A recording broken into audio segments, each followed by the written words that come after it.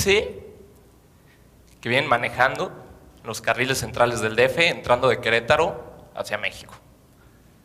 Esquivan un accidente y de repente ven un hoyo, esquivan el hoyo y caen en otro hoyo. Rompen 2 llantas de su coche, se levantan, están parados, ven el accidente, tienen 2 llantas rotas, no saben qué hacer, se salen, los rebasa un camión por derecha, viene a alta velocidad, pero al momento en que sales y ves el incidente no entiendes qué está pasando, ¿no? Dices, le acaba de romper 2 llantas, ves salir otro coche igual que tú, y empiezas a pensar, o a mí me llegó esa pregunta, ¿no? Empiezo a ver la situación, veo el hoyo, digo, ¿hasta qué punto tenemos que llegar para arreglar ese hoyo? Hasta que se voltee un camión, hasta que se voltee un coche, hasta que cause un accidente. Entonces me pongo a pensar, ¿de quién es la culpa, no? La culpa es de el que construyó el segundo piso y dejó la gotera de agua, de la calidad de los materiales que tenemos. La culpa es del político que no le interesa arreglarlo. La culpa es de los que no pagan impuestos. ¿De quién, no? O del administrador que carga los camiones y rompe la norma y van más pesados y daña el camino, ¿no? Eso me pasó a mí hace 3 semanas en el kilómetro 38 y me quedaba pensando ahí en esa situación, ¿hasta dónde hay que llegar para que realmente se arregle? ¿Hasta dónde hay que llegar para cambiar, no? Entonces, me quedé pensando en ese momento, en esa situación, ¿qué personaje se hartó de su contexto? ¿Qué personaje se hartó totalmente de ver lo que estaba pasando en una situación y él es uno de ellos? Pensé en varios, pero él me llegó a la mente. Se llama Lee Kuan Yew. Lee Kuan Yew es muy famoso, es conocido por haber aplicado una mano dura en su país y haberlo hecho cambiar en 50 años. Él entiende el contexto de su situación, pero más allá de eso entiende sus medios. Él empieza como reportero y entiende que el periódico es lo que consume toda la gente. Manda un mensaje simple a su pueblo, que dice, ser pobre no significa ser sucio.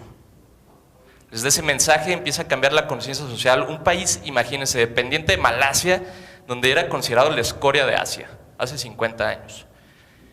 Empieza a implementar modelos de mejora continua. Lee Kuan Yew se enfoca a sus fortalezas, se enfoca a su puerto y empieza a decir, vamos a hacer todo para el puerto. Militariza el país, pero lo militariza para sacar patriotismo y para sacar los IQs más altos de su país. A los IQs negocia con ellos y les pide que le traigan modelos de mejora continua para que trabajen con él 10 años con el mejor sueldo de la OCDE y busca que no sean personas que les guste la corrupción. Ese es el enfoque de su militarización. No me imagino en México un dictador. Aquí el poder lo podría hacer volar, ¿no? En fin, imagínense que hoy en día tiene un puerto, Singapur. Mueve alrededor de 35 millones de contenedores al año.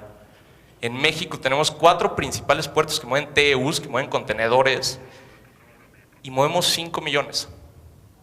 Entonces hay que entender el panorama, que hace 50 años era más o menos el mismo tiempo en el que se ha desarrollado la Riviera Maya, ¿no? Un tema donde tenemos temas de ecocidio, donde tenemos temas de no poder parar un Dragon Mart, un aeropuerto en Tulum, en fin.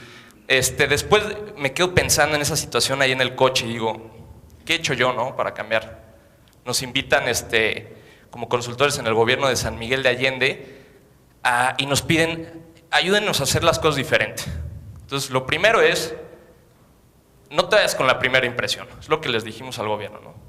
No te vayas con la primera impresión de que ahí viene un clúster automotriz y aeronáutico y te vas a querer subir esa ola. Tu gente no está preparada, ni siquiera tiene la educación para atenderlo. Vas a tener que educar a tu gente o traer a otra gente que no conoce tu conocimiento, tradiciones y cultura, ¿no? Entonces, esa es tu fortaleza. Y fuimos incluyentes, le hablamos a todas las comunidades, a 524 comunidades, a los líderes, para pedirles su opinión de qué es lo que querían y a través de ellos hicimos el plan de gobierno. Y ahí me di cuenta que todo mundo tiene algo que decir, todo mundo.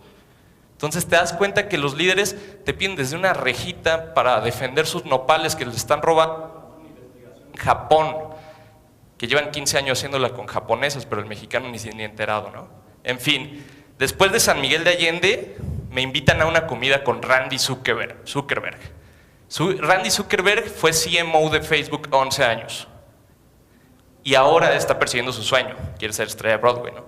En una comida nos da muchos mensajes, nos habla del futuro, nos habla del Internet of Things, las cosas que vienen, el Internet de las cosas, pero a mí se me quedan grabados 3 mensajes muy simples, ¿no? Que uno es los valores de la empresa. Tú llegas a una empresa y cuando te entrevistan, pregúntales un valor. ¿Qué valor tienen? Si no te lo pueden demostrar, ni siquiera te quedes parado ahí. El segundo, que a mí se me, o sea, que se me queda grabado es entiende a tu competencia. Nos da un ejemplo de bebida energética que entiende sus redes sociales, entiende que tiene alrededor de 30 millones de seguidores en sus redes sociales y es lo mismo en comparación al canal de deportes más fuerte de Estados Unidos.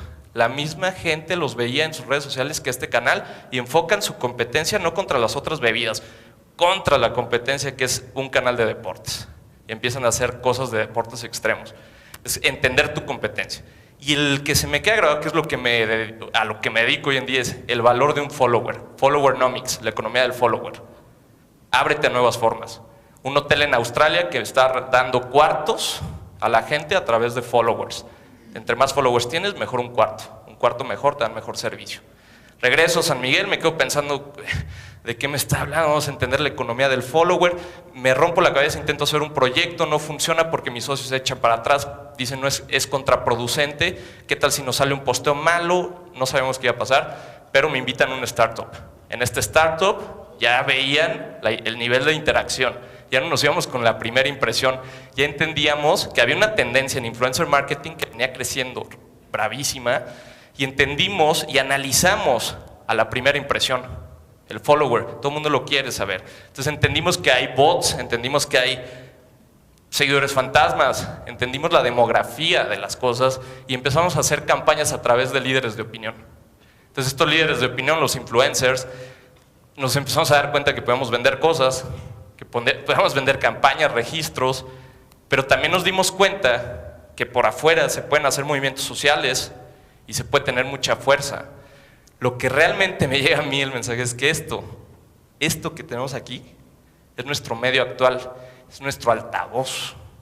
Esto que tenemos aquí, si lo usamos responsablemente, con enfoque, somos influyentes e incluyentes, exigentes, analíticos, medibles y positivos, ante todo positivos, tiene mucha fuerza.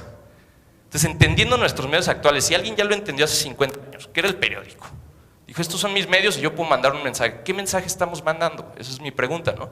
Entonces, ¿saben? Lo del bache, me quedo pensando, junto a la gente, llegaron alrededor de 22 coches en las 5 horas que estuve ahí, porque le hablé al seguro, el seguro no contestaba, y empezamos a hacer una mini campaña para que arreglaran el bache. Lo arreglaron al mes. Hubo presión, pero lo arreglaron. Entonces, 20 personas hicimos esto.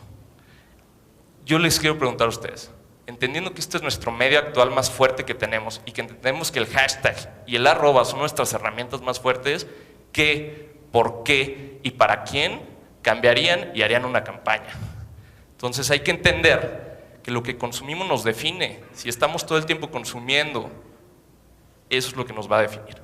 Hay que entender y analizar qué es lo que estamos viendo hoy en día para entender nuestro futuro. Muchas gracias.